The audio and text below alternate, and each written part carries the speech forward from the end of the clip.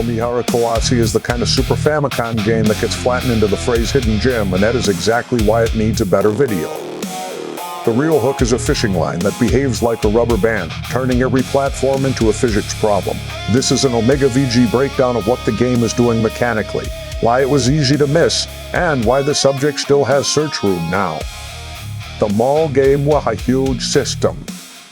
Umihara Kawase looks gentle until the fishing line starts behaving like a living equation. Back! The character, the lure, the wall, gravity, and rope tension all interact in ways that make ordinary platforming advice useless. That is why this topic fits the channel. There is a niche audience searching for speedrun physics, but very little content slows down and makes the system readable. The game is not obscure because it lacks ideas. It is obscure because the main idea is hard to explain in a thumbnail. The line is not a hookshot. The biggest beginner mistake is treating the lure like a simple hookshot. It is not a binary zip to the wall. The line stretches, contracts, swings, stores momentum, and punishes the player for assuming it will behave like a fixed rope. That makes the game feel slippery at first, but the slipperiness is the point. The player is negotiating with tension, not pressing a shortcut button. Once that clicks, every ledge becomes a physics question. I am your father. Pendulum thinking. The first real skill is learning to swing without fighting the arc.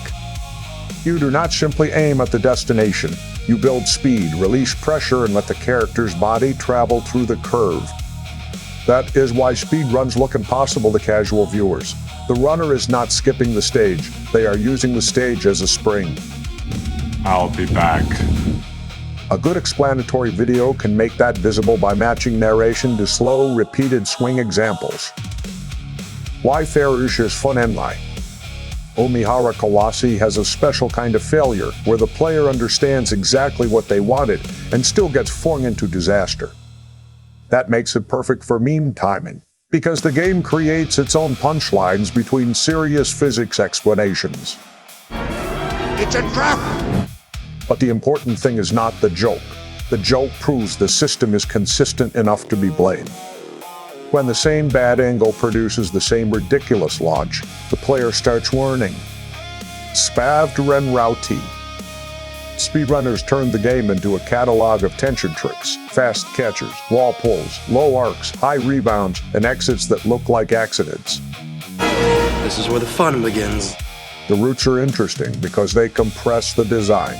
A stage that feels like a puzzle box becomes a single flowing line when the physics are understood. That is not just execution, it is route theory built out of elastic behavior. For viewers, this is the bridge between hidden gem and watchable long-form. The game is small, but the movement ceiling is huge. YE intimidates players. Hello? The game gives very little verbal help, and the correct answer often feels wrong before it feels right. Players used to platformers with crisp jumps may interpret the elasticity as bad control. The reality is harsher, the control is precise, but the object being controlled is a physics relationship. That distinction matters. You are not steering only the character. You are steering the line, the anchor point, and stored force. No wonder the series built a cult instead of a mainstream audience. You're gonna need a bigger boat. The Dashin lesson. Umihara Kawase shows how one deep mechanic can carry an entire game if the level design keeps asking new questions of it. It does not need a giant move list. The move list is the rope under different conditions. That is also why the game ages well. Physics mastery remains interesting after graphics, novelty, and surprise have faded. The system is the spectacle. The take it away. The reason to make this video is simple. The internet has clips of Umihara Kawase, but not enough clear explanations of why those clips work. A mechanic's first breakdown can turn intimidation into curiosity, and curiosity is the whole growth opportunity here. I have a very bad feeling about it. The game is tiny, weird, and difficult to summarize, which makes it ideal for a channel willing to do the explaining.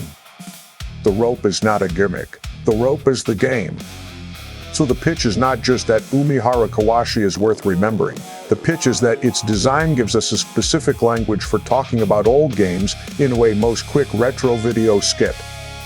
That is where OmegaVG can win. Pick the subject with a real mechanics gap, explain it clearly, and make the footage prove every sentence.